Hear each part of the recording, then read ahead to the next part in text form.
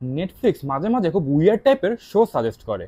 But তুই কি জানিস নেটফ্লিক্স খুবই অ্যাডভান্সড রিকমেন্ডেশন সিস্টেম ইউজ করে, যেটা তোর ওয়াচিং স্টোরি অ্যানালাইজ করে 80% ক্ষেত্রে এক্স্যাক্টলি প্রেডিক্ট করতে পারে যে তুই কি দেখতে চাস।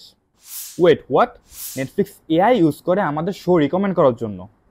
হ্যাঁ, নেটফ্লিক্সের রিকমেন্ডেশন সিস্টেম হচ্ছে একটা অ্যাডভান্সড এআই অ্যালগোরিদম, যেটা তোর ওয়াচিং হ্যাবিটস থেকে একটা প্যাটার্ন রিকগনাইজ করে।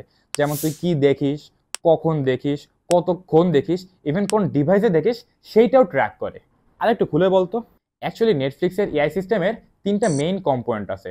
প্রথমটা হলো কোলাবোরেটিভ ফিল্টারিং, যেটা তোর মতন সিমিলার টেস্টওয়ালা ইউজারদের ডেটা ইউজ করে। মানে তোর মতন আরও 1000 জন যদি স্ট্রেঞ্জার থিংস পছন্দ করে এবং একই সাথে ডার্কও পছন্দ করে, তাহলে মোস্ট লাইকলি তুই যখন স্ট্রেঞ্জার থিংস দেখা শেষ করবি তো রিকমেন্ডেশনে ডার্কই আসবে।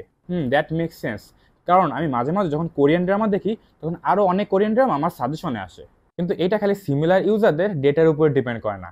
সেকেন্ড পার্ট হলো কন্টেন্ট বেসড ফিল্টারিং, যেটা একটা শো এর এলিমেন্টগুলো অ্যানালাইজ করে। যেমন actors, directors, mood, genre, even colour palette. যেমন তুই যদি ডার্ক থ্রিলার্স পছন্দ করিস তাহলে নেটফ্লিক্স তোর জন্য অটোমেটিক্যালি এই অ্যাস্থেটিকের শোগুলো খুঁজে বের করবে। রিয়েলি? কারণ মাঝে মাঝে তো অনেক উইয়ার্ড টাইপের সাজেশনও আসে। That is actually intentional.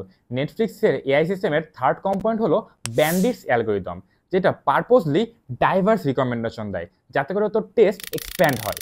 Netflix যদি শুধু সেম টাইপের কন্টেন্টই রিকমেন্ড করে তাহলে কিন্তু তুই বোর্ড হয়ে যাবি। তুই এত কিছু কিভাবে জানিস? কারণ আমি ইনস্টাগ্রামে কামিল এক্সপ্লেন্সকে ফলো করি।